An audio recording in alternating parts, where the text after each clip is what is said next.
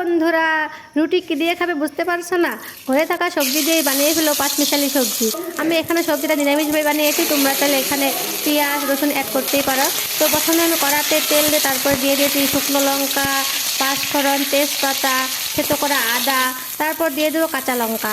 এগুলো ভালো করে একটু ভেজে নেওয়ার পর দিয়ে দেবো বানিয়ে রাখা সবজিগুলো। সবজির মধ্যে নিয়েছি আমি বেগুন, ভুললো, কাঁচকলা, তারপর আলু, কাঁকরোল, এগুলো দিয়ে দেওয়ার পর তারপর উপর দিয়ে নুন দিয়ে একটু ভালো করে নাড়াচাড়া করে নিয়ে তারপর সবজিগুলো ঢেকে দেবো। যেহেতু গোটা সবজিতে আলু আছে, কাঁকরোল আছে, এগুলো সেদ্ধ হওয়ার জন্য একটু ঢেকে দেওয়া দরকার। তারপর ঢাকাটা খুলে আমি ভালো করে নেড়ে করে নেবো। তারপর দিয়ে দেবো হলুদ গুঁড়ো। আমাদের এগুলো বাড়ির হলুদ, একেবারে হোমমেড, কোনো ভেজাল নেই। হলুদগুলো খুবই ভালো। তারপর দিয়ে দেবো একটু চিনি স্বাদ মতো, যেহেতু চিনি দেওয়াতে টেস্টটা ব্যালেন্স হবে এর জন্য। তারপর নেড়ে চেড়ে নেওয়ার পর দিয়ে দেবো জিরে গুঁড়ো।